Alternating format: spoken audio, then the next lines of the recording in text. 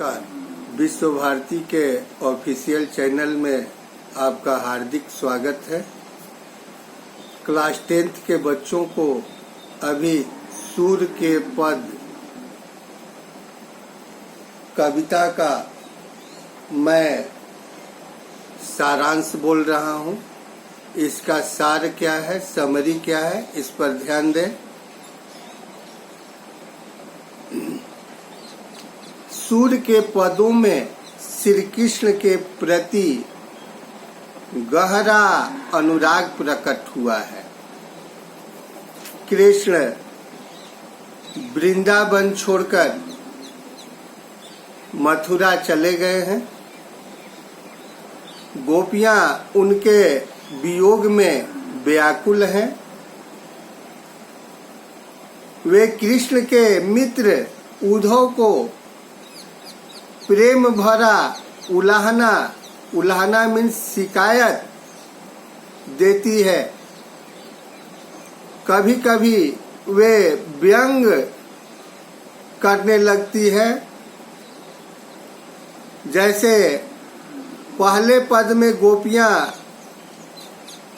उद्धव पर कटाक्ष करते हुए उनको बड़े भाग्यशाली साबित की है।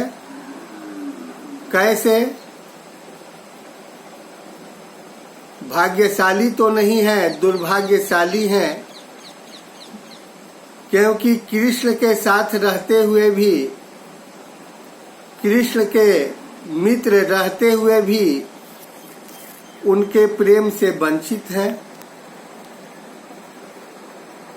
लेकिन यहाँ पर गोपियों के द्वारा बड़े भाग्य वाला कहा जाता है उद्धव को, इसलिए ये कटाक्ष है, व्यंग्यात्मक कथन है। गोपियां कहती है कि हे उद्धव,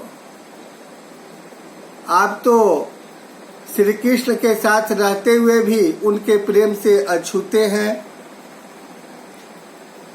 जैसे कमल का पत्ता पानी में ही रहता है, लेकिन पानी का दाग या धब्बा उस पर नहीं होता, न उस पर एक बूंद पानी ही रहता है।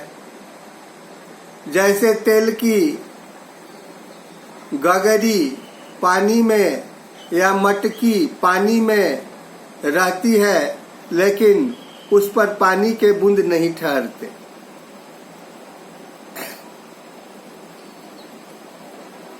और अपने को तो कृष्ण के प्रेम में उस तरह से संलिप्त दिखाना चाहती है जैसे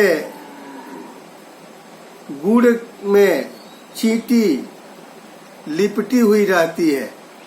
गुड़ यहाँ पर कृष्ण है और चींटी यहाँ पर गोपियां हैं। दूसरे पद में उद्धव के माध्यम से कृष्ण के द्वारा योग संदेश को भेजा गया है।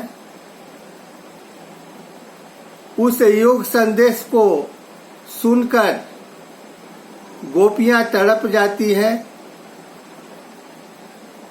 और उद्धव को निष्ठुर कहती हैं। निष्ठुर इसलिए कहती है कि उद्धव को गोपियों के प्रेम से ज्वलन है। वे नहीं चाहते हैं कि वे कृष्ण से प्रेम करें, इसलिए उनको निष्ठुर कहती हैं।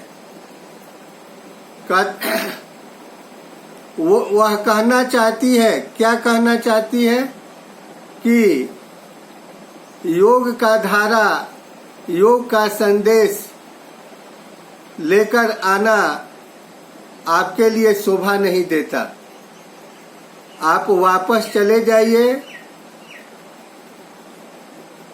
और ये श्री कृष्ण को बता दीजिए कि योग संदेश तो उनके लिए होता है जो कृष्ण से प्रेम नहीं करते।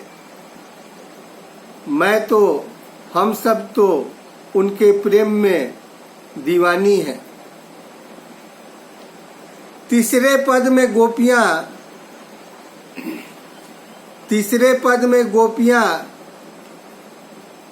अपने को हारिल पक्षी शो करती हैं। हारिल पक्षी अपने पैरों में एक लकड़ी दबाए हुए रहता है। उसी तरह गोपियां कृष्ण को अपने हृदय में बसाए हुए रहती है। वे कृष्ण से कभी अलग नहीं होती।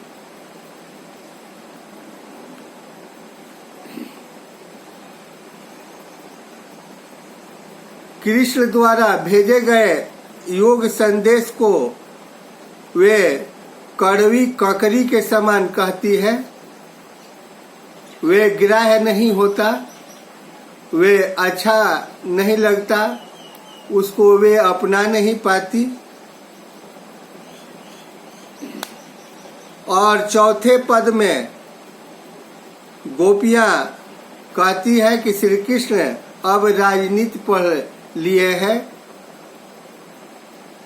क्योंकि पहले जैसा उनका मन विचार नहीं रह गया है। राजा का तो कर्तव्य होता है प्रजा का कल्याण करना, मदद करना, लेकिन वे अपने ही अनीति का सेवन कर रहे हैं, तो अनीति करने वाले, अन्याय करने वाले को रोक कैसे सकते हैं। धन्यवाद।